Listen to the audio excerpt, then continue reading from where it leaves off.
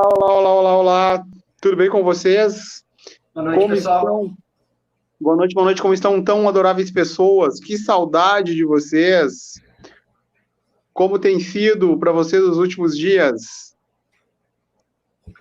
Pessoal, quem for chegando pode vir dando boa noite, boa noite. Vai dando um oi para mim saber que eu não estou falando só com o Márcio, não que o Márcio seja alguém que eu não sinta carinho e vontade de falar, mas essa noite eu vim aqui e preparei algo muito bacana para vocês, alunas do curso de cuidador de idosos. Eu tô com o pescoço meio bambo, assim, eu fico olhando para todos os lados, porque eu tô trabalhando com vocês e com um note, porque eu tô abrindo alguns arquivos aqui, que eu e vocês vamos trabalhar juntos no dia de hoje. E é por isso que Ou seja, papel e caneta de novo. é importante, sempre importante, nos dá a chance de repensar, de anotar, de rever. Tu sabe, Marcelo, que no decorrer dessa semana muitas alunas visualizaram a aula sem ser a aula ao vivo. Então, o que acontece, pessoal? Não tem estado na aula ao vivo porque está muitas vezes nos seus compromissos, está muitas vezes... Tem um cachorro bravo aí, viu? Tem. Está muitas vezes envolvido com as suas atividades e acaba não assistindo a aula. A gente pensa, não esteve na aula. Não é isso não. Depois as pessoas assistem às aulas no seu dia e no seu horário. E essa é a parte bacana, né? De você ter a chance, de você poder ter a aula online, porque ela te dá a chance de ficar gravada, ela te dá a chance de poder assistir depois, e nessa chance de poder ficar gravada, nessa chance de poder assistir depois, eu também tenho assistido às aulas. E eu tenho lido os comentários de vocês, e tenho visto também a minha performance, e a performance dos outros professores que estão aí, e é elogiável. Teve uma aula sensacional na quarta-feira passada sobre sinais vitais, né, com a professora Simone, e foi bacana a forma com que vocês interagiram e como a professora Simone conseguiu utilizar essa ferramenta aqui para fazer algo que é muito prático, né, para fazer algo que a gente imagina que só tem maneira de fazer, que só tem forma de fazer estando ao vivo. Então, nós tivemos essa experiência que foi muito, muito legal.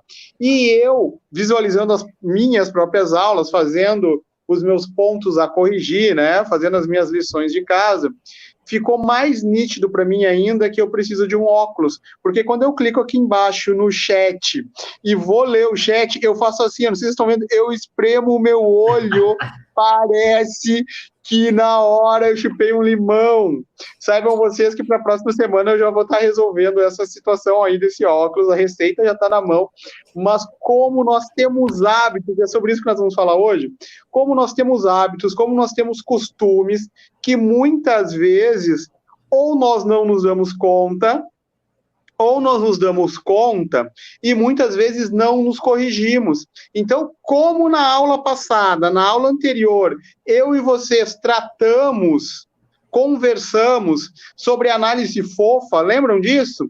Dá um oi aí quem teve na aula passada. O que era análise fofa? O que era o F? F de quê? O primeiro F era de quê? Eu ouço vocês aí. Quem esteve nessa aula? Quem lembra dessa aula? Do que nós aprendemos na aula passada, que eu estive com vocês? Nós trabalhamos análise fofa, né? O que tinha na fofa? Os americanos chamam de SWOT, nós chamamos de fofa. Primeiro F de quê? Fortalezas. O O de oportunidades, o outro F de fraquezas e o A de ameaças. Então, vocês tinham um exercício, vocês trabalharam isso no decorrer da semana, muitas pessoas me procuraram para dizer, professor, eu listei os meus pontos, professor, eu estou aqui pedindo feedback para algumas pessoas, e eu achei isso muito bacana, achei isso muito legal. E o que nós vamos falar hoje, o que nós vamos tratar hoje, nesta aula, diz respeito ao ser humano mais importante que existe na face da Terra, que é você. Ah, não, mas o mais importante é o idoso que eu cuido. O mais importante do mundo são os meus filhos. O mais importante do mundo são os meus pais. O mais importante do mundo é o meu marido. Gente, vamos fazer uma reflexão bem básica e bem simples. De que forma você vai cuidar do outro se você não cuida de si?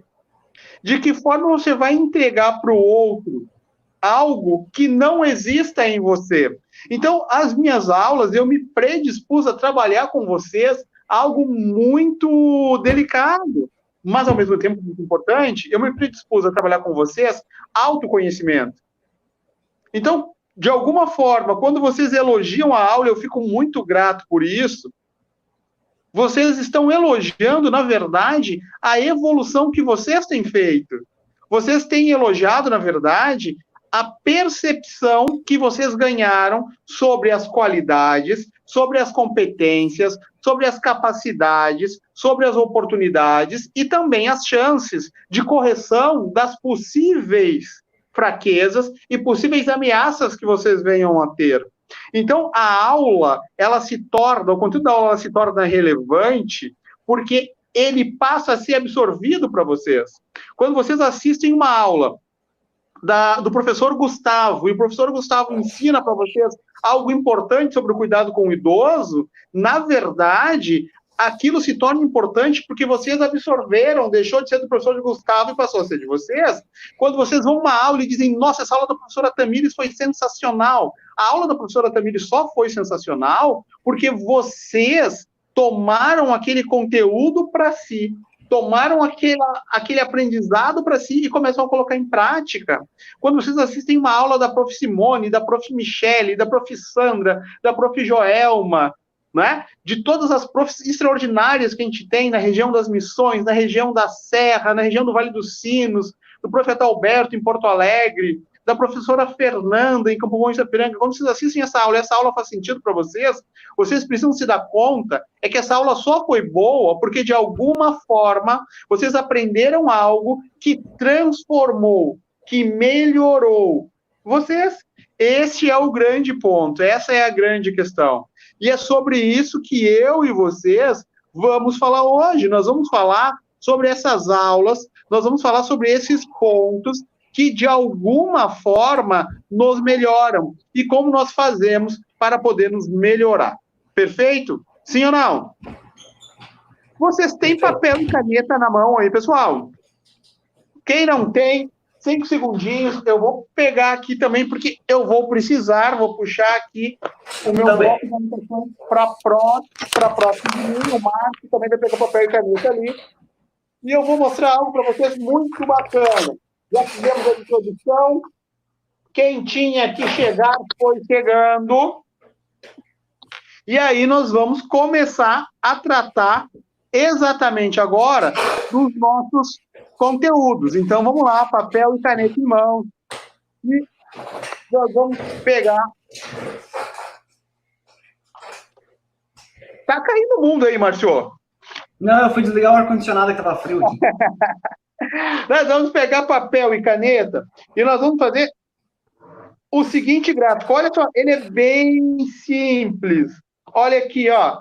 Nós vamos fazer isso aqui, ó. Vamos pegar uma folhinha, acertei a câmera aqui, acertei. Vocês vão fazer, ó, vertical e horizontal. Vão se cruzar duas linhas, perfeito? E vão ficar, ó, pra gente 4 janelinhas. Por isso que a gente vai fazer 2 linhas, porque 2 linhas cruzadas formam 4 janelinhas. Estão vendo aqui, ó? Olha só, ó, 2 linhas cruzadas vão formar 4 janelinhas. Ok? Perfeito? Até aqui tudo bem? Vocês estão comigo? 4 linhas cruzadas formam 2 linhas cruzadas, desculpa, formam 4 janelinhas. Então, eu vou fazer aqui, ó, vou benzer vocês, ó. Desce, e esquerda, direita, e agora eu complemento para ficar 4. É isso aí, Marcio, obrigado. Assim. É isso aí. Ó, então, nós vamos ter 4 janelinhas, perfeito? Posso seguir adiante? Eu vou indo nessa, tá bom? Eu vou indo nessa. A primeira janela, cada uma dessas janelinhas representa algo que eu sei ou que eu não sei de mim. Então, nós vamos trabalhar com duas janelas parecidas com essa. Nós vamos fazer essa primeira aqui, que tem 4 espacinhos, e vamos fazer uma segunda com 4 espacinhos. Mas essa primeira aqui, ela vai representar, essa que vocês acabaram de fazer, o que vocês sabem e o que vocês não sabem de vocês. Perfeito? Vamos junto? Olha só, a primeira janela que nós temos ali diz assim, ó, vocês vão escrever em cima, no primeiro quadrante, vocês vão escrever assim, ó, eu aberto. Ó, neste primeiro aqui vocês vão escrever eu aberto.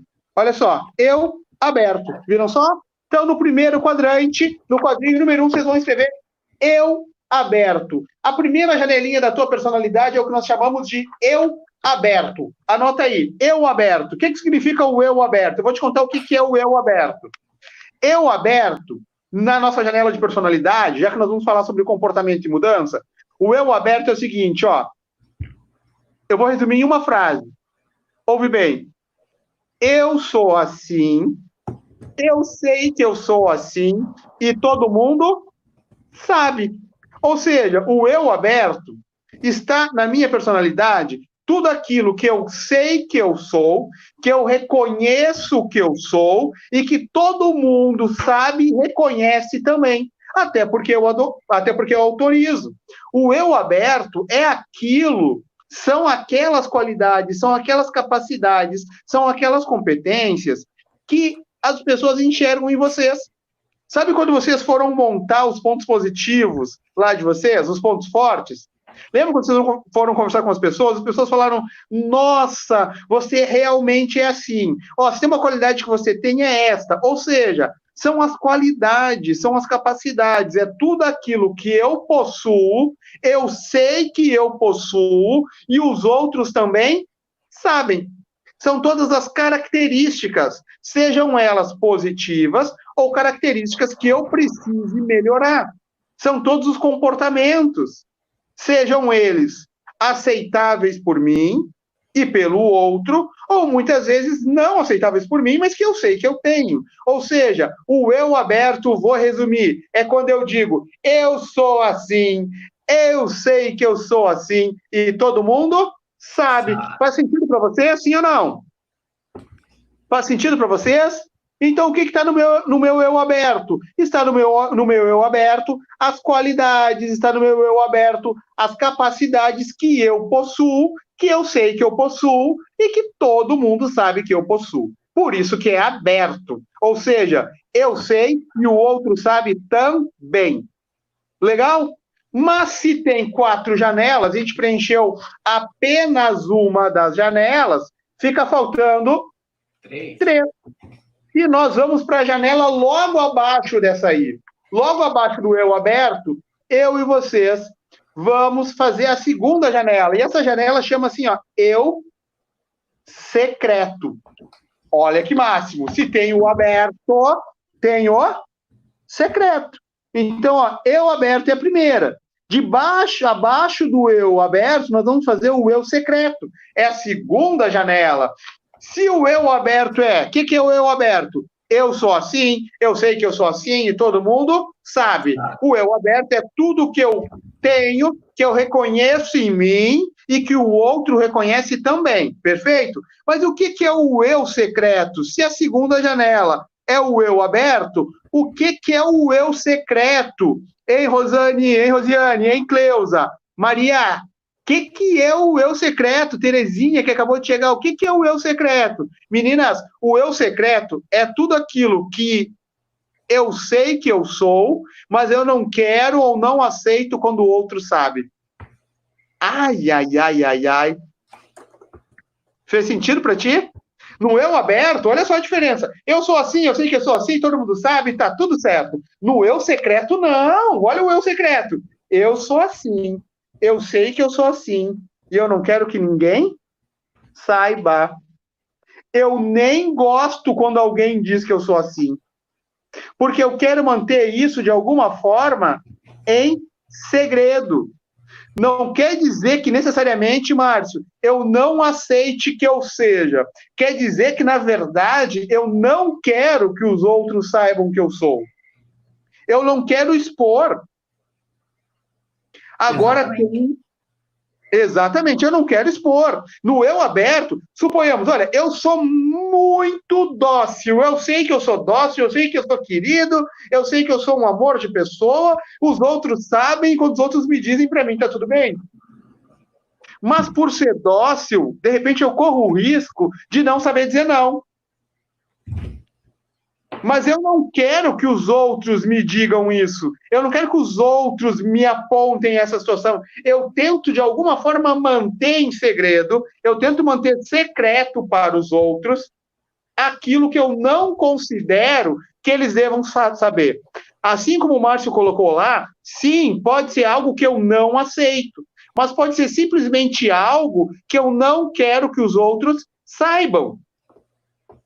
Então, se tem um lado da minha personalidade, das minhas competências e características que estão aberto, existe um outro lado que está em secreto, não para mim, mas eu tento manter para o outro. O grande detalhe é que muitas vezes vocês pensam que está secreto, mas o outro enxerga, o outro sabe.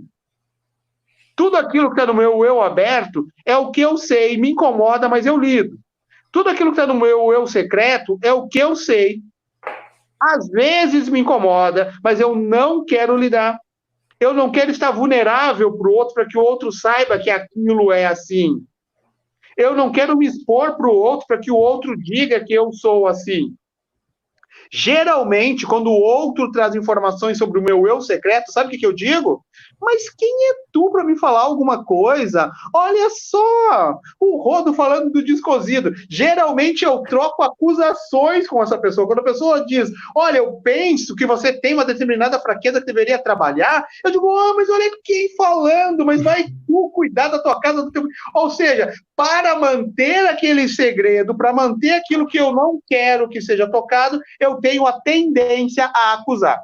Todo mundo conhece alguém assim. Nós não, porque eu e você somos uma delícia, nós somos perfeitos. Nós somos seres de luz, nós não erramos. A tua cunhada, assim, a tua cunhada é terrível, né? Todo mundo lembrou de uma cunhada agora, todo mundo lembrou de um colega de trabalho, até de um irmão. Mas nós não. É óbvio que nós sim. Então, o eu secreto é aquilo que eu sei, mas eu não quero que o outro saiba.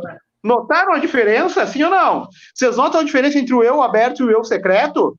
O Márcio está muito concentrado, meninas. Muito provavelmente, o Márcio está refletindo sobre o seu eu secreto. Eu lembrei de um caso meu. Lembrou de um caso? Conta aí, Márcio. A gente fez um trabalho para um cliente antigamente, e aí quando foi para aprovação para o cliente pediu algumas revisões. Aí eu voltei e fiquei bravo. Aí a pessoa que trabalhava comigo e do meu lado, nossa, Márcio, mas tu tem dificuldade de aceitar crítica? Eu não sou assim. Aí, ou seja, eu tive dificuldade de aceitar a primeira crítica do cliente, aí a pessoa que trabalhava comigo fez uma crítica de mim e eu rebati ela de novo. É isso aí, Exatamente. Então a gente pensa que o nosso eu secreto não está à vista, mas ele está escancarado. A gente que não percebe que ele está escancarado. Exatamente isso. Exatamente isso. A gente imagina que ele está dentro do armário, mas ele está passeando pela casa. Vocês compreendem? Então, o eu secreto é isso. Agora, Juliana, então quer dizer que eu não posso ter um eu secreto? Em muitos momentos, por uma questão de proteção, de estratégia, eu posso manter algumas informações de como eu sou ou como eu penso, eu posso, de alguma forma, mantê-las em secreto, posso mantê-las fechadas comigo por uma questão de estratégia. O problema do eu secreto é quando eu temo revelá-lo, né, por pena ou por medo de me fragilizar. Porque qual é o risco do eu secreto? É eu não ter a oportunidade de corrigi-lo, eu não ter a oportunidade de ampliá-lo, eu não ter a oportunidade de me tornar melhor naquele ponto, que muitas vezes seria um ponto tão simples de ser trabalhado. Mas nós trabalhamos duas janelas do eu, que é o eu aberto e o eu secreto. Logo, nós temos mais duas para trabalhar. A terceira janelinha, ela vai ficar lá em cima, do lado do aberto, ó, que é o eu oculto. Se tem algo que é aberto, se tem algo que é secreto na minha personalidade, também existe algo que é oculto. Então, eu e vocês Já chegamos no terceiro item da nossa janela de personalidade. O primeiro é: eu sou assim, eu sei que eu sou assim, todo mundo sabe, é o meu eu aberto. O segundo é: eu sou assim, eu sei que eu sou assim, mas eu não quero que ninguém saiba. É o meu eu secreto. E o terceiro é o meu eu oculto. O que é o meu eu oculto? Eu sou assim. Eu não sei que eu sou assim, mas todo mundo sabe. Sacaram? Viram a diferença do oculto? Eu vou te explicar da melhor maneira possível. Sabe o que é o oculto? Sabe aquela pessoa que chega num ambiente, causa algo, vai embora, e você olha para os outros assim, ela não se tocou, ela não se dá conta, ela não enxerga isto, ela não tem a capacidade de perceber. O eu oculto são as qualidades, o eu oculto são as capacidades que eu tenho, são os pontos que eu preciso melhorar, que os outros enxergam em mim e eu não enxergo, estão ocultos para mim. O eu oculto não são apenas questões negativas, o eu oculto, em muitos momentos, são uma série de questões, inclusive positivas que eu tenho, mas que eu ainda não aprendi a ser gentil comigo mesmo, ou eu ainda não tive a oportunidade de enxergar em mim. E é por isso que o exercício da aula anterior, quem não assistiu tem oportunidade, está lá, né, na página exclusiva para vocês, alunas gravadas, é por isso que o exercício da aula anterior nos permite começar a enxergar pontos em nós que nós não havíamos visto.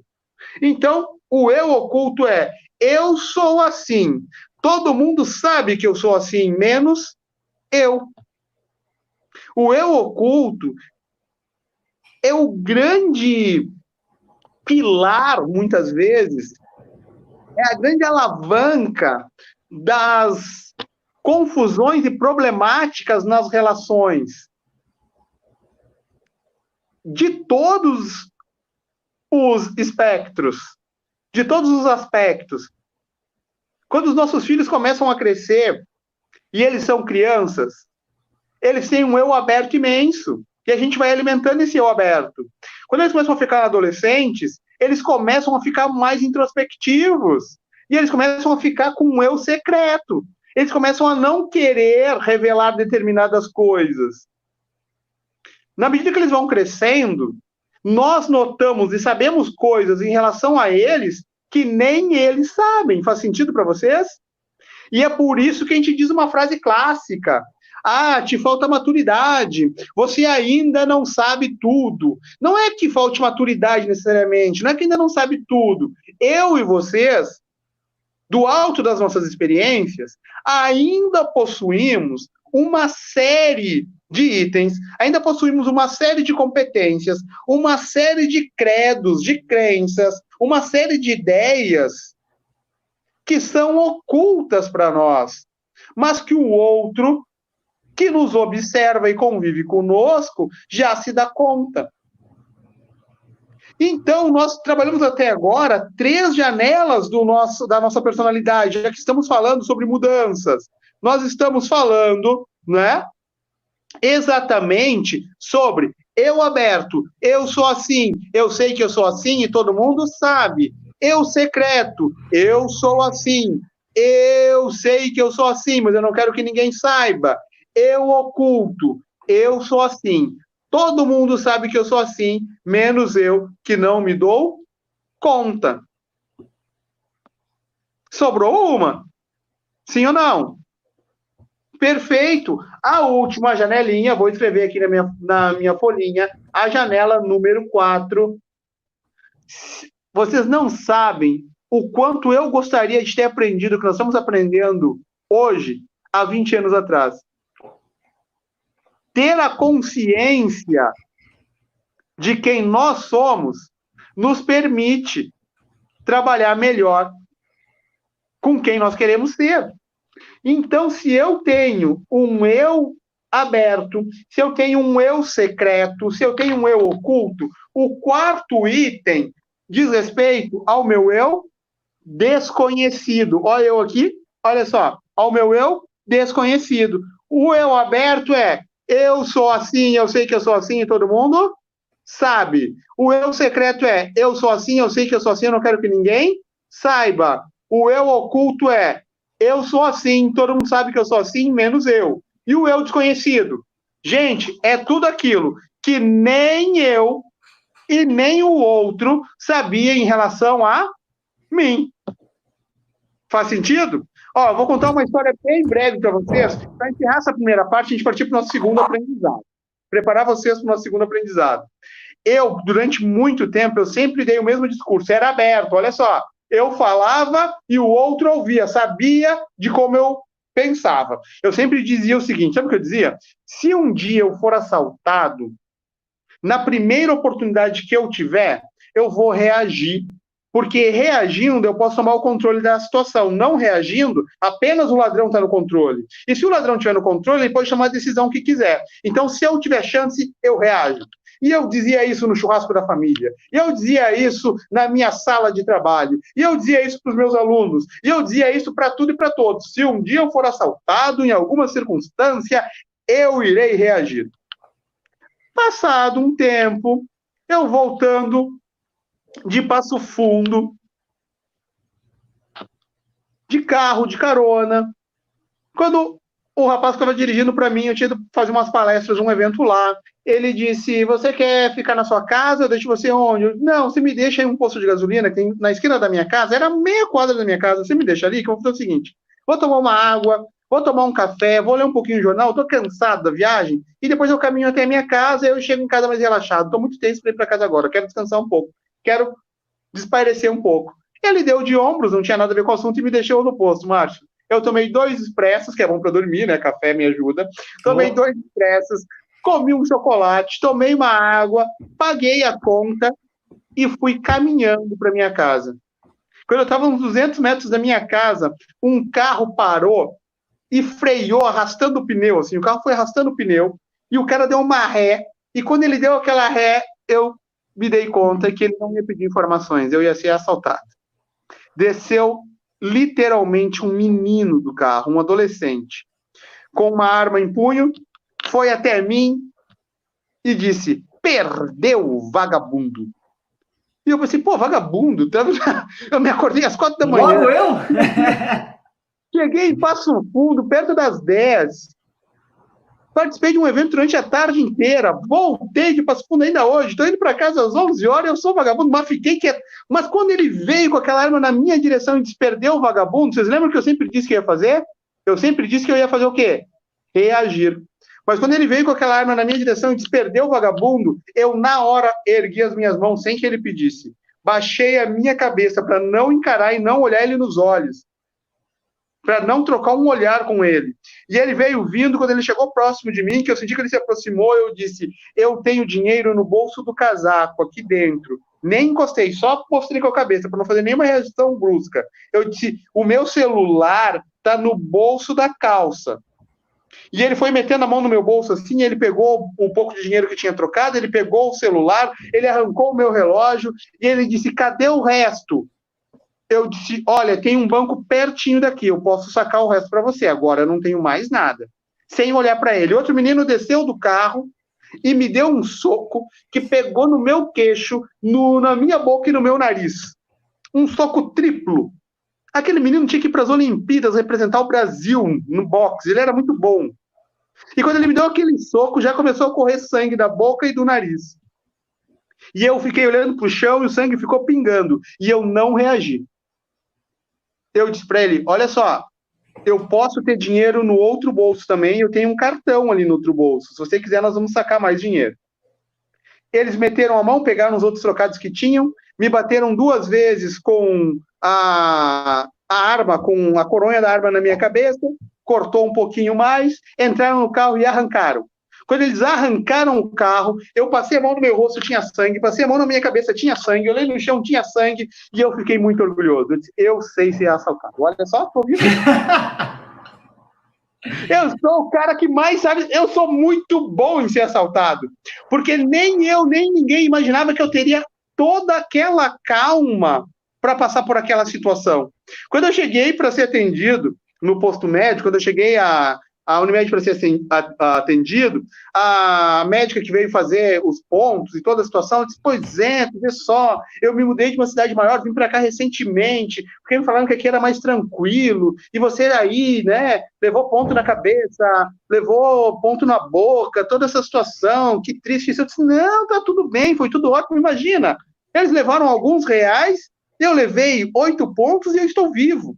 Ou seja, muitas vezes tem reações que a gente presume, que a gente imagina que a gente vai reagir de uma forma. Mas nós só vamos saber como vamos reagir verdadeiramente quando nós vivenciamos isso. Ou seja, tem uma parte da nossa personalidade, tem hábitos e tem costumes que nós vamos ter que nem eu e nem os outros vão saber como nós vamos reagir. E é por isso que está no nosso eu desconhecido.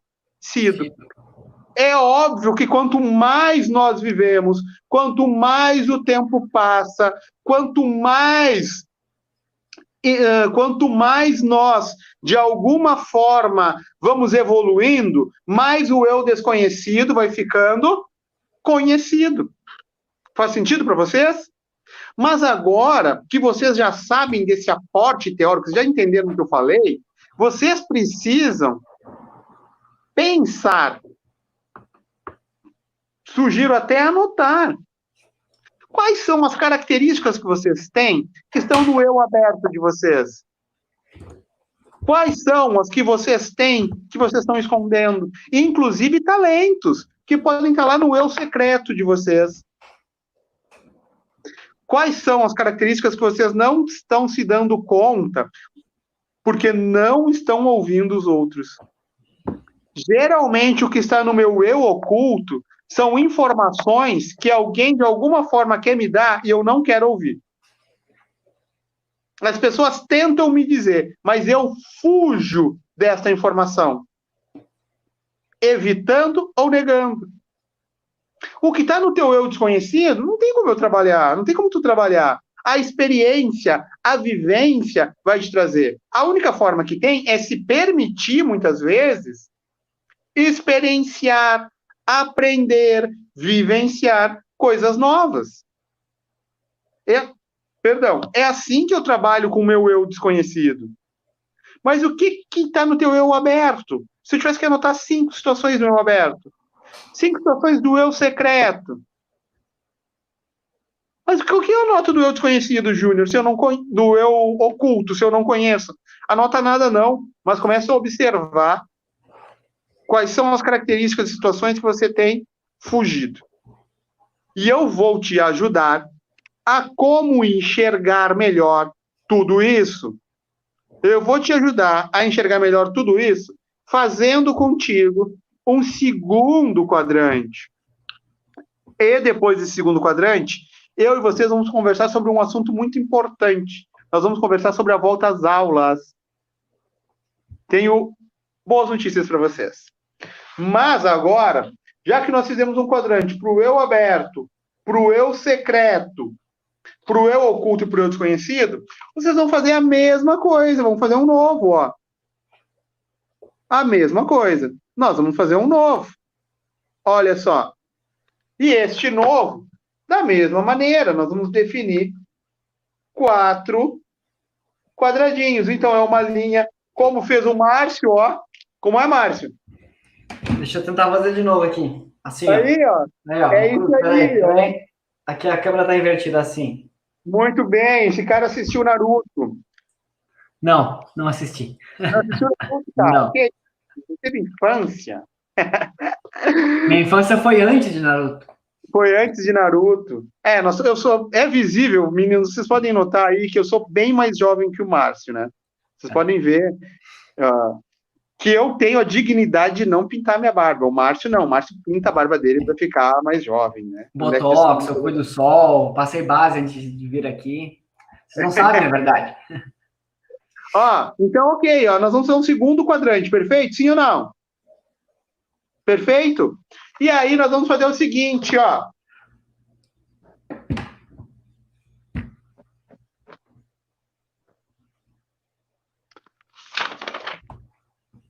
Nós vamos fazer o seguinte nesse segundo quadrante que nós fizemos aí. Nós vamos colocar 4 letrinhas, uma em cada uma. Vocês estão com papel e caneta aí, garotas? Ó, nós vamos pegar 4 letrinhas, uma em cada uma. Opa, viram aí? Lá no quadradão, lá de cima, vocês vão colocar uma letra D. Um D. No primeiro quadrante, um D. Do lado do D, vocês vão colocar um I. Embaixo do I, um S. E do lado do S, abaixo do D, um C. Ó.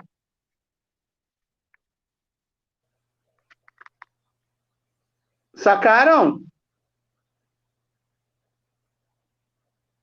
E aí nós vamos trabalhar algumas tendências comportamentais. O que nós trabalhamos primeiro, eu e vocês? Boa, Márcio, ele ajudou bastante, o comentário ajudou bastante. O que nós trabalhamos primeiro, eu e vocês? Nós trabalhamos eu aberto, eu fechado, eu aberto, eu secreto, eu oculto e eu desconhecido. Agora nós vamos trabalhar tendências comportamentais. Ok? Todos nós temos 4 fortes tendências comportamentais. Primeiro a gente precisa entender o que é uma tendência. Olha só. Quando nós olhamos para o céu e o céu começa a escurecer e surgir nuvens, tem uma tendência a chover.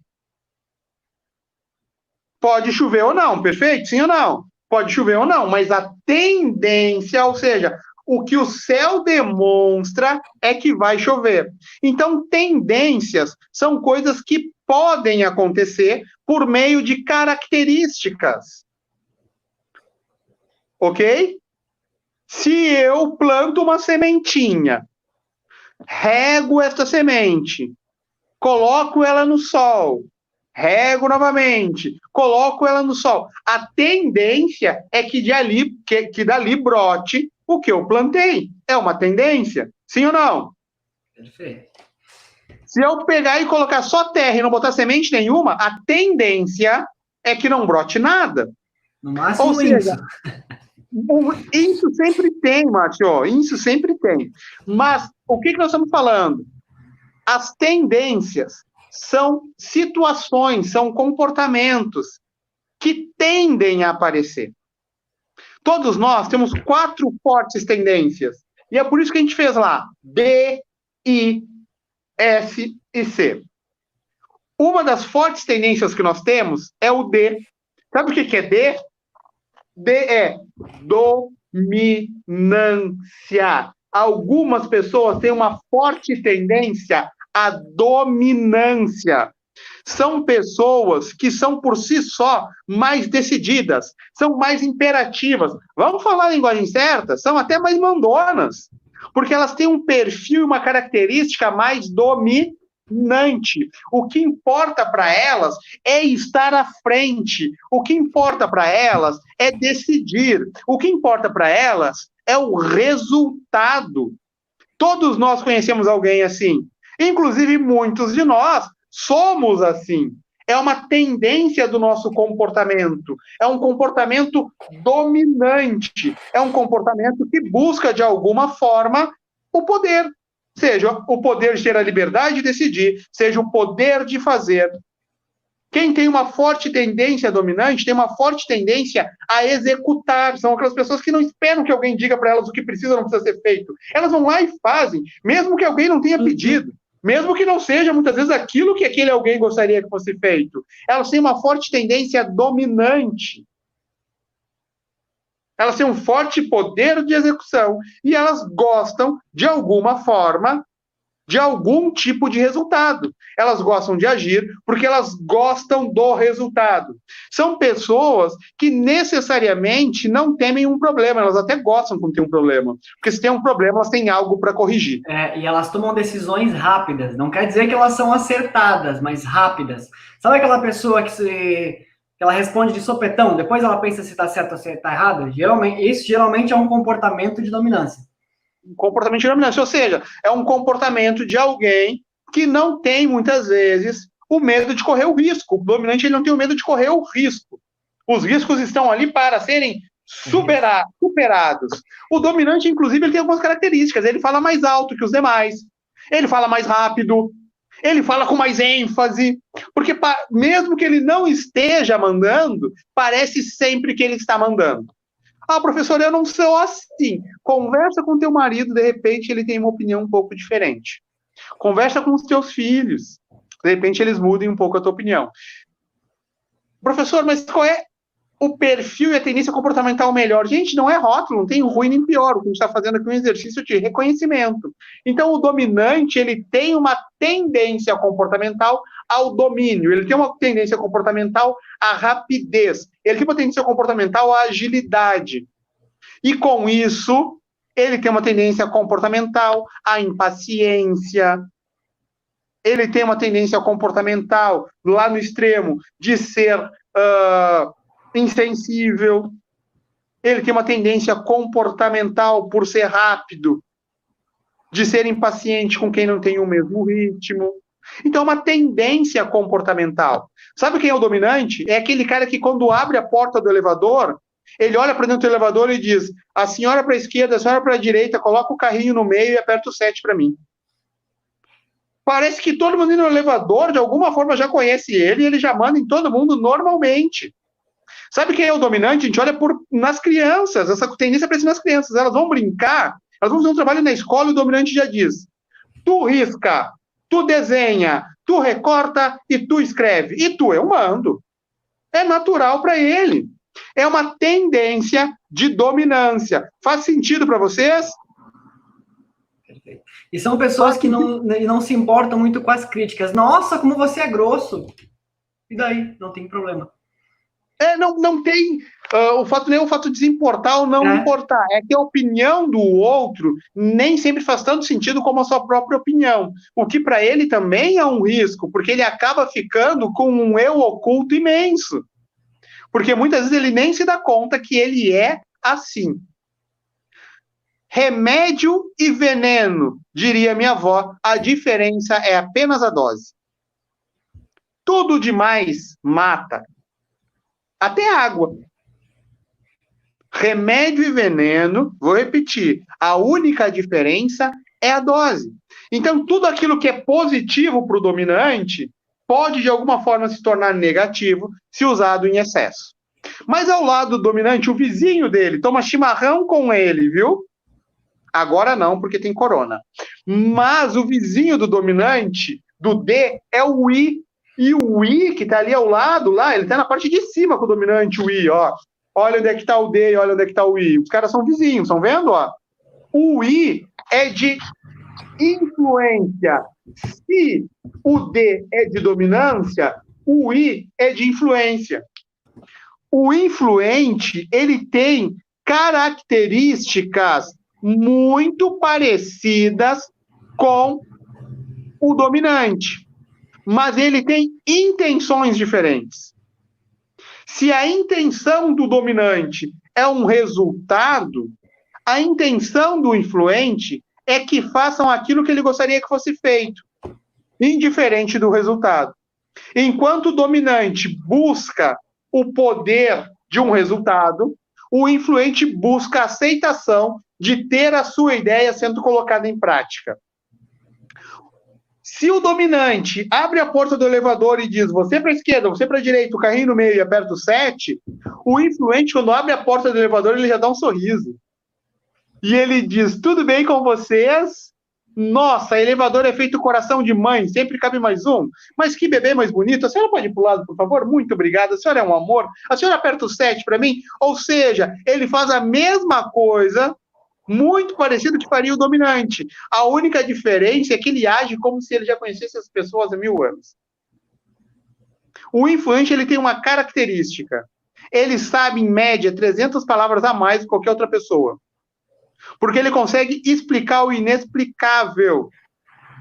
Se o dominante executa, o influente gosta de falar como as coisas vão ser feitas. Ele prefere muito mais discutir como vai ser feito, quais são os melhores caminhos para fazer, do que necessariamente, em muitos momentos, fazer.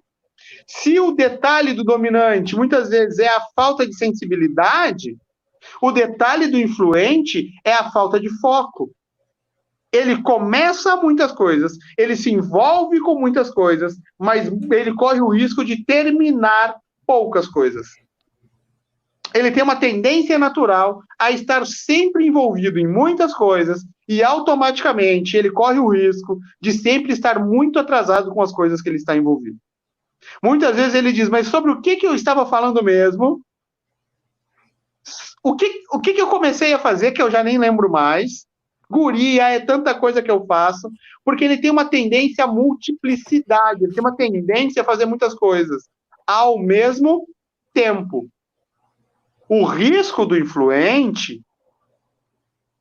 é começar muitas coisas, mas não terminar nenhuma. O risco do influente é se envolver com muitas coisas, criar muitas expectativas e não suprir nem a dele, nem a do outro em relação a isso. Se o dominante busca poder, o influente, de alguma forma, busca ter as suas ideias e a si mesmo aceito.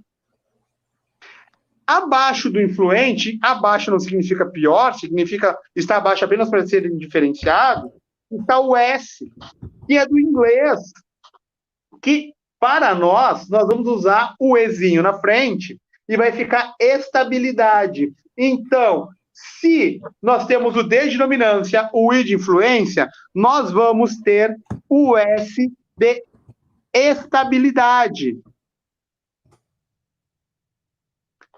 Ok?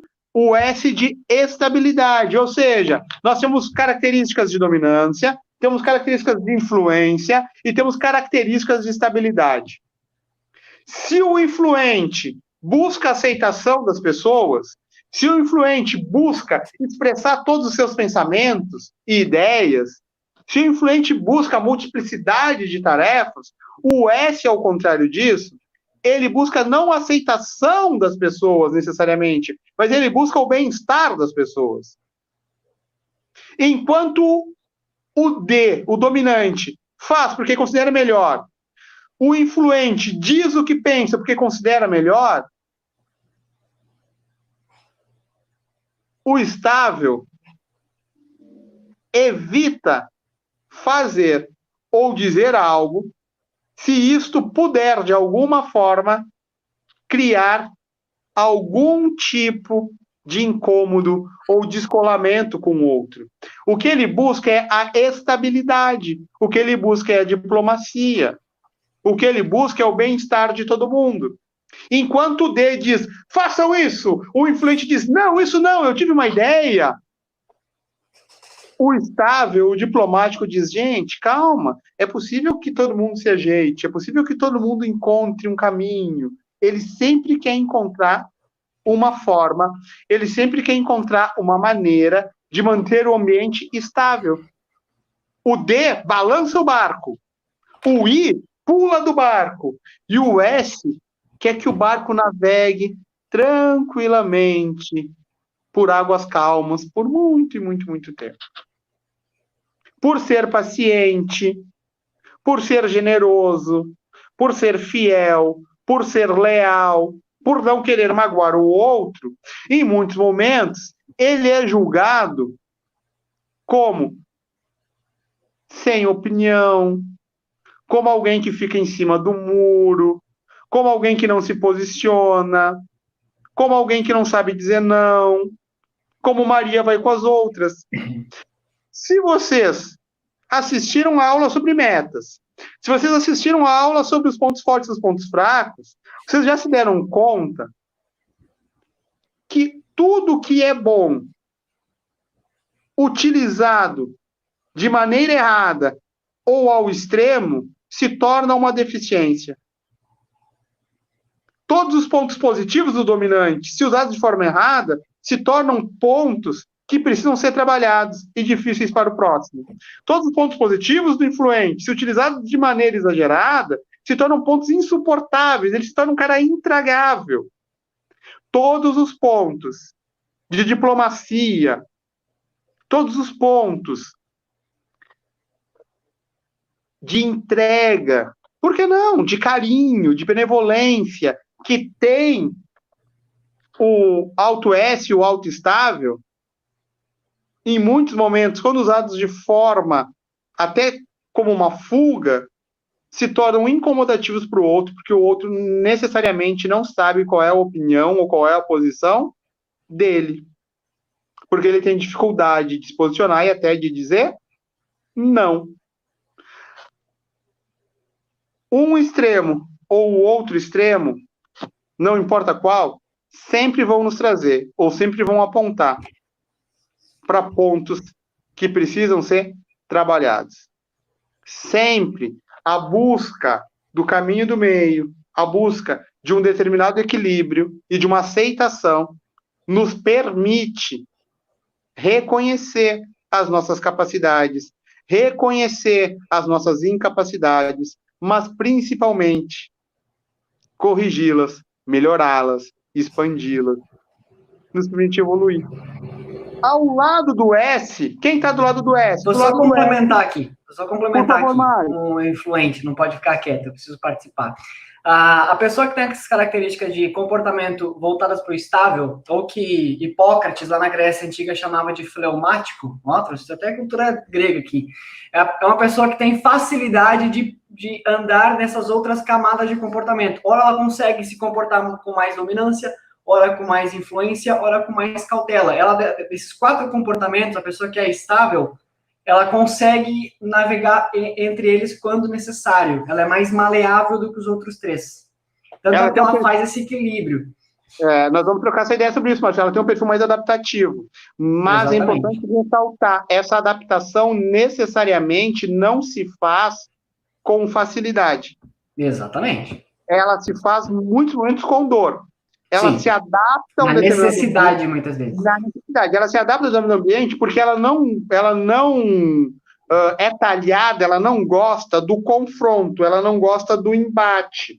O dominante vem para o embate, o influente vem para a discussão, e ela quer manter tudo como está. Então, muitas vezes, ela vai concordar discordando. Sim. Né? Então, e esse é o grande risco, esse ponto é importante, esse é o grande risco para ela. Qual é o grande risco para ela? É necessariamente não fazer aquilo que ela considera que deveria ser feito. Vamos pegar um exemplo do dia a dia de vocês, tá, meninas, tá, rapazes? Estão aí, fui cobrada, só fala meninas, tem rapazes na turma, desculpa, senhores. É que 95% dos alunos em curso do Cuidador são meninas. Mas vamos nessa. Presta atenção. Você é uma cuidadora de idosos altamente estável, ok? Sempre buscando harmonizar os ambientes. Mas você tem uma dificuldade de romper com algum comportamento que é prejudicial por parte do idoso ou da família do idoso. E você acaba, muitas vezes, concordando com isso, mas discordando, porque sabe que aquilo não é o melhor. Automaticamente, isso vai criando em você um desconforto. E esse desconforto gera em você uma série de situações sintomáticas que vão culminar até num pedido de demissão. Porque eu não consigo conviver com isto. Eu me adaptei durante tanto tempo, mas chega um momento que eu disse, olha, não dou mais conta de lidar com essa situação. Então, nós vamos discutir já quais são os pontos que o dominante tem que cuidar, o influente tem que cuidar, o estável tem que cuidar. Mas como o Márcio levantou essa bola, é importante salientar. Sim, é um perfil fleumático e adaptativo, mas não quer dizer que eu me adapto e tá tudo bem, tá tudo certo, me adaptei, eu tô nem aí, tá? Às vezes da boca para fora, sim, mas internamente é extremamente difícil para ele lidar. A pessoa pode estar se adaptando com medo da mudança e essa adaptação pode estar indo para um lugar ruim, ela pode estar piorando a situação dela e simplesmente pelo medo de confronto, ela prefere se adaptar ao que está pior agora do que era antes. Perfeito. O vizinho do estável, o vizinho da estabilidade é a cautela. Então, se nós temos algumas pessoas que são altamente dominantes, se nós temos algumas pessoas que são altamente influentes, que são altamente estáveis, nós também vamos encontrar algumas pessoas altamente cautelosas. Se quando abre a porta do elevador, o dominante diz, você para a direita, você para a esquerda e aperta o 7, se quando abre a porta do elevador, o altamente influente diz, olá, tudo bem, elevador é coração de mãe, sempre cabe mais um, e conversa com todo mundo como se conhecesse todos sempre. Se quando abre a porta do elevador, o estável olha para dentro do elevador, olha para a fila e diz, gente, pode ir, eu vou depois, quem sou eu? Não vou incomodar vocês, não quero tirar o conforto de vocês, já tem gente suficiente. Quando abre a porta do elevador e o cauteloso olha, com uma mão ele segura a porta. Ó, com uma mão ele segura a porta do elevador, com o pé ele segura embaixo. Ele olha para dentro do elevador e conta quantas pessoas tem. 1, 2, 3, 4, 5. Esse elevador pode levar 6 pessoas até 400 quilos. Aquela senhora já está gordinha ali. Não, eu não vou subir, vai que esse elevador cai. Notaram a diferença de comportamento? Ele sempre vai ter um comportamento visando antecipar algo que pode acontecer. O dominante não quer saber o que pode acontecer, porque se acontecer alguma coisa, ele resolve. O influente quer ir, no caminho a gente descobre. O estável quer se sentir seguro para poder ir. O cauteloso quer saber o que acontece no início, o que acontece no meio, o que acontece no fim. Na família de vocês, aquele irmão que é dominante diz, vamos fazer um churrasco que vai ser na minha casa. O influente diz, pode deixar que eu convido todo mundo. O estável diz, gente, se precisar de mim, eu compro o que precisar. E o cauteloso diz, tá, mas como assim? Quando vai ser esse churrasco? O que vai precisar? Já viram até a previsão do tempo? Já viram a previsão do tempo? Perfeito. Ou seja, ele fica perguntando um monte de si, e se? E se? E se? E se? E se? O dominante entra no carro, liga o carro, e o carro está na reserva, ele diz, vai dar. O influente entra, liga o carro está na reserva, ele diz, no caminho eu encontro um posto. O estável liga o carro e ele nunca vai estar na reserva, porque ele vai estar sempre preparado para isso. O cauteloso liga o carro e o tanque está cheio. Os pneus calibrados, a água certinha, ele sabe a quantidade de óleo que ele tem para consumir. Ele é uma pessoa extremamente metódica. Tudo que é dele está completamente organizado. Ele sabe exatamente onde está a gavetinha, a chave de fenda onde ele guarda em casa, quantos quilowatts ele gastou na conta de luz no mês passado. É bem assim. Porque o foco dele é controle. Ele se sente seguro, ele se sente bem com Deus e com o mundo quando ele está no controle. Ok? Ele precisa saber, ele precisa entender. Se você vai explicar algo para ele, tem que ser muito bem explicado, nos mínimos detalhes, sem deixar nada que ele possa considerar importante de fora. E aquelas pessoas que têm uma forte tendência à dominância, ou seja, à execução, vão encontrar dificuldade para lidar com as pessoas que têm uma forte tendência à cautela. Porque os cautelosos vão fazer o que os dominantes não fazem. Os cautelosos vão questionar. E o dominante, necessariamente, não para, como o Márcio disse, para pensar. Os influentes vão ter dificuldades com os cautelosos. Por quê? Porque os influentes vão buscar trazer a informação, mas necessariamente não a explicação. Os influentes também são mais desorganizados também. Então é um conflito bem direto da organização do cauteloso com a influência, com a desorganização do influente. Eu mesmo, no antigo empresa que eu trabalhava, a gente trabalhava entre 3. O chefe naturalmente era dominante, mas ele era bem tranquilo. Eu, o influente, eu que falava com os clientes, ia visitar, e a outra pessoa que trabalhava na parte técnica de configuração dos computadores era cauteloso. Teve um dia que ele não veio trabalhar e eu usei a bancada dele. No outro dia que ele chegou para trabalhar, ele... Márcio, cadê a chavezinha laranja que estava naquele cantinho lá? Desse jeito. Ele nem bom dia ele me deu. Ele olhou para a bancada, aqui está faltando alguma coisa. Desse jeito. Então, claro, é bem caricato, assim, para que vocês entendam os 4 comportamentos. Mas o que a gente tem que entender? Toda vez que a gente pensar, pensa no... deixa eu ver onde me posicionou na câmera. Aqui, legal, tá? Vamos pensar que aqui é o meio. Quando eu jogo para cima, quando eu saio do meio, deixa eu vir aqui é o meio. Quando eu saio do meio e vou para cima, vou para os comportamentos de dominância e influência, ok? O foco de dominância e influência, ok? São resultados. Perfeito? Quando eu vou para baixo, os focos de estabilidade e cautela são análises. Quando eu vou para o lado, o foco de influência e estabilidade o foco de quem é influente e estável, são pessoas. Quando eu vou para o outro lado, o foco de quem é dominante e cauteloso são processos. Ou seja, o cauteloso, ele é focado em processos e ele é focado em análises. É por isso que ele sabe quando uma chave sai do lugar. Gente, é na casa de vocês. Vocês têm um marido altamente influente. Ele nunca sabe onde estão as coisas que ele mesmo guardou.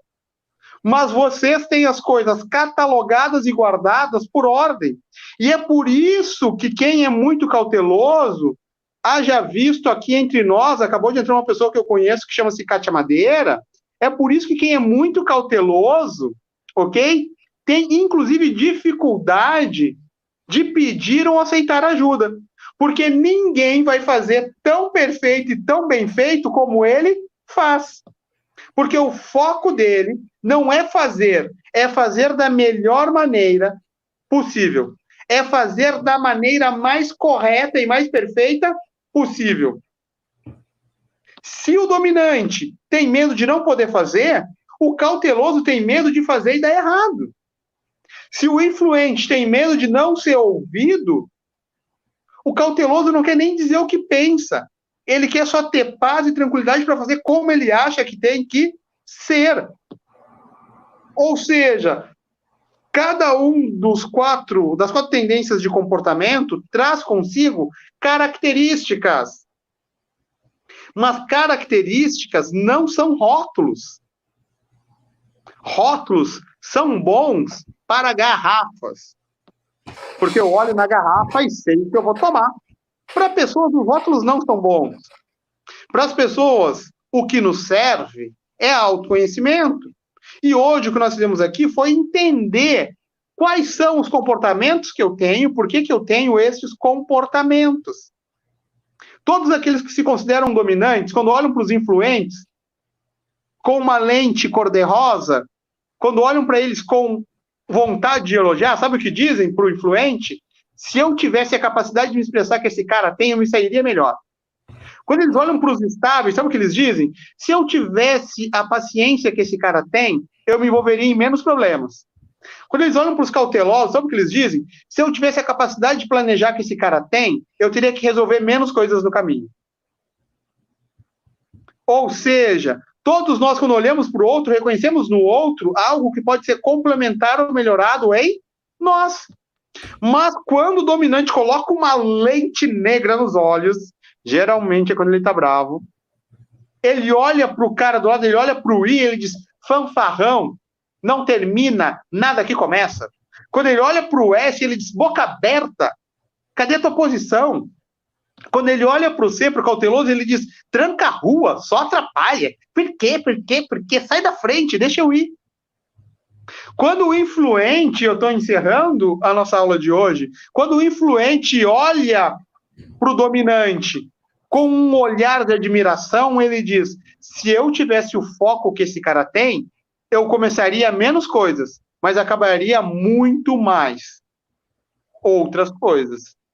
Quando ele olha para o estável, ele diz, se eu tivesse a elegância desse cara, de muitas vezes pensar e não falar, se eu tivesse a empatia que ele tem de aceitar a palavra do outro e a opinião do outro, eu seria mais aceito e teria menos problemas. Quando ele olha para o cauteloso, ele pensa, se eu tivesse a consciência que esse cara tem antes de tomar uma decisão, muito provavelmente, eu faria as coisas com muito mais qualidade. Mas quando ele coloca uma lente negra, uma lente cinza, ele olha para o dominante e diz, pensa que manda, mas não manda em ninguém. Ele olha para o estável e diz, aguinha com açúcar, eu que mando em ti. Ele olha para o cauteloso e diz, meu Deus, deve ser horrível conviver contigo, porque tu nem presta atenção nem em ti, nem nas pessoas. Tudo está da forma com que nós queremos focar. Eu posso medir o mundo pela falta ou pela abundância, pela distância ou pela proximidade. Eu posso olhar para o outro e ver o que o outro me complementa e me traz de melhor. Eu posso olhar para o outro e ver o que me falta. Ou posso olhar para o outro e ver só aquilo que eu considero que o outro tenha de errado. E o melhor de tudo é que é apenas uma escolha. Você que escolhe como você treina o seu olhar para olhar para o outro. O estável, quando ele olha para o dominante com um olhar de carinho, ele diz, eu queria aprender a ser mais firme com esse cara. Esse cara é firme, ele toma uma decisão e ele não deixa o outro fazer ele mudar de opinião. Isso para mim seria importante, eu aprenderia a dizer mais não se eu fosse como ele. O estável, quando ele olha para o influente, ele pensa, eu gostaria de me posicionar como ele, eu gostaria de dizer o que eu penso como ele pensa, porque muitas vezes eu concordo com o que eu discordo.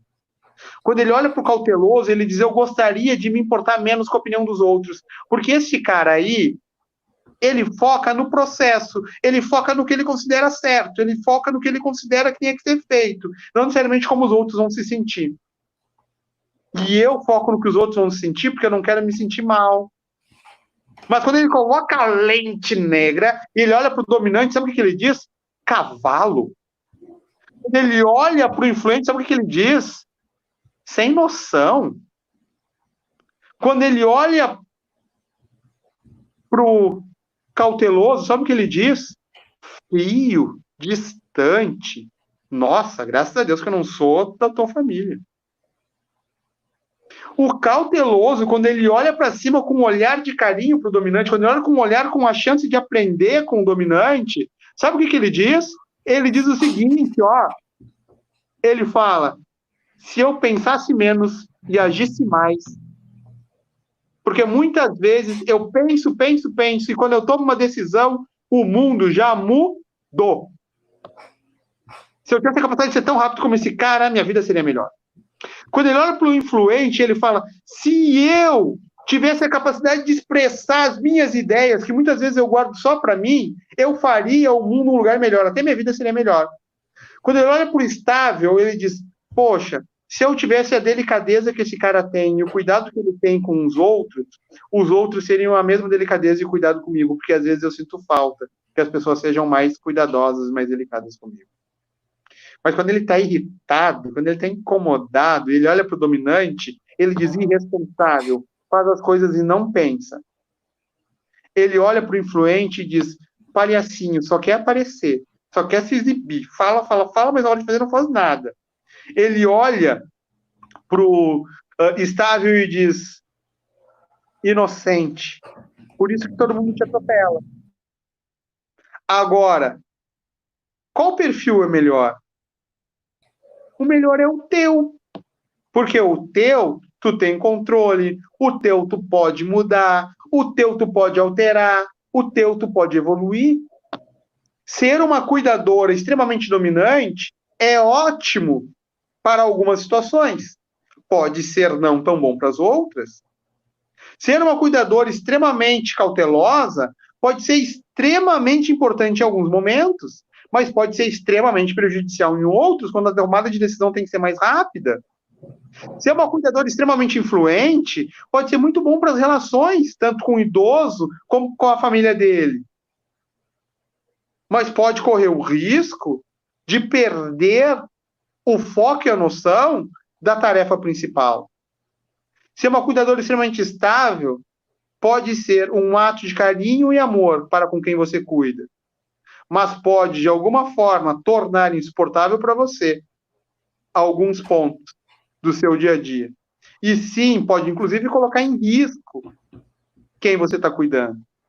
O melhor é nós podermos nos conhecermos e, nos conhecendo, tomarmos decisões. Hoje, se nós fôssemos revisar a nossa aula, no 1 minuto que nos resta, eu diria que nós aprendemos que nós temos um eu aberto, ou seja, eu sou assim, eu sei que eu sou assim e todo mundo sabe. Que nós temos um eu secreto, ou seja, eu sou assim, eu sei que eu sou assim, eu não quero que ninguém saiba. Nós temos um eu oculto, que corre o risco de ser muito prejudicial. Eu sou assim, todo mundo sabe que eu sou assim, só eu não me dou conta. Nós temos um eu desconhecido, nem eu, nem ninguém, nem o ladrão que me assaltou sabia que eu era assim. Nós temos características de dominância, de influência, de estabilidade e de cautela. Mas o que eu e vocês já aprendemos é que nós temos o próximo minuto, o próximo dia, para nos tornarmos a nossa melhor versão, para sermos ainda melhores. nos próximos 15 dias, as aulas irão voltar em algumas cidades de forma semanal, em outras cidades de forma quinzenal. Então, na próxima semana, na próxima segunda-feira, ok? Na próxima segunda-feira, nós estaremos entrando em contato individualmente no decorrer dessa semana e na segunda-feira também. Estaremos entrando em contato com vocês individualmente e com os professores e os grupos de vocês e as turmas de vocês, avisando o dia de retorno às aulas, os locais de retorno às aulas e os horários de retorno às aulas e as exigências para que as aulas possam voltar.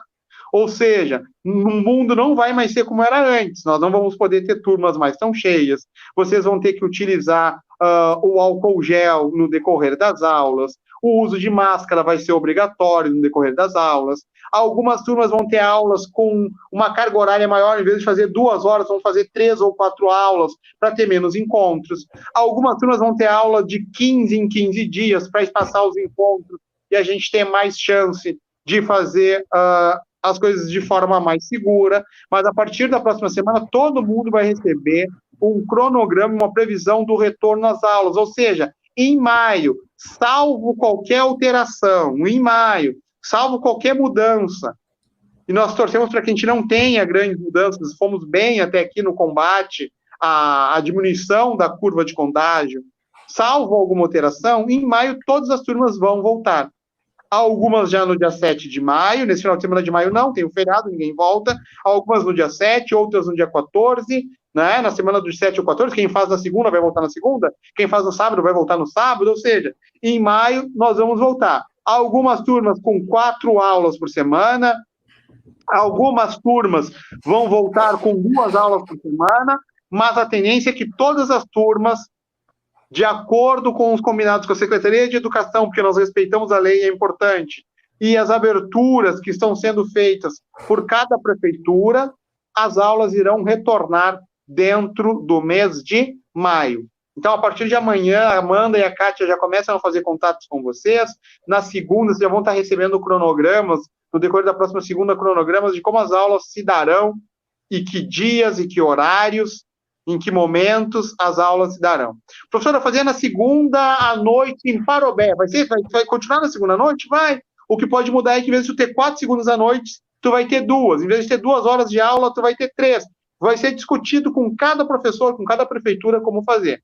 Mas o importante é que as aulas voltem. E a gente acredita que dentro do mês de junho, tudo volte à normalidade. Tá bom? Reforço, porque é sempre importante reforçar. Reforço que essas aulas que nós estamos tendo aqui são aulas bônus, aulas complementares. Nós vamos cumprir com toda a carga horária. Perfeito? Muito, muito, muito obrigado por hoje. Márcio, obrigado pela presença, pelos comentários sempre lúcidos, pelos comentários sempre pertinentes, que de alguma forma tornam tudo muito melhor. Meninas, muito obrigado pela presença, muito obrigado pela persistência, e nós somos brasileiros, nós somos mestres na arte de resistir. Então, já passamos por outras situações, estamos passando por essa e sairemos daqui muito mais fortes e ainda melhores. Eu e vocês estamos aqui com uma única missão. Nós estamos aqui para desafiar o nosso destino, para fazer as coisas ainda melhores. E eu tenho muito orgulho de estar com vocês nessa jornada. Bate na mão. Quarta-feira agora tem aula com a Prof. Camila e ela vai estar preparando um super conteúdo muito, muito, muito especial. Obrigado, Clarice. Obrigado, Cleusa, Neuza, Lourdes. Obrigado, Pufolândia de Canela. Carmen, muito obrigado, a Terezinha, a Rosiane está sempre por aqui, a Simone também, muito obrigado, Clarice, a Maria, a Elze, a Romalda também, gente, Márcia Schneider, Kátia Madeira, a Janete, a Lourdes, muito, muito obrigado por todo mundo que ainda vai assistir essa aula, todo o meu respeito e carinho por todos vocês. Márcio, é assim, galera. Bate aí. Sim, pronto. Agora é aqui. Tá invertida a câmera. Bom, enfim, ó. Valeu. Abraço, gente. Tchau, tchau. Até Tchau, mais. pessoal. Um abração. E na quarta-feira nos vemos aqui novamente, tá bom? Nesse mesmo nesse mesmo bate-canal aqui, tá bom? Valeu, Tchau, tchau. Uma tchau, ótima tchau. Um segunda abraço. e uma ótima terça. Tchau, tchau.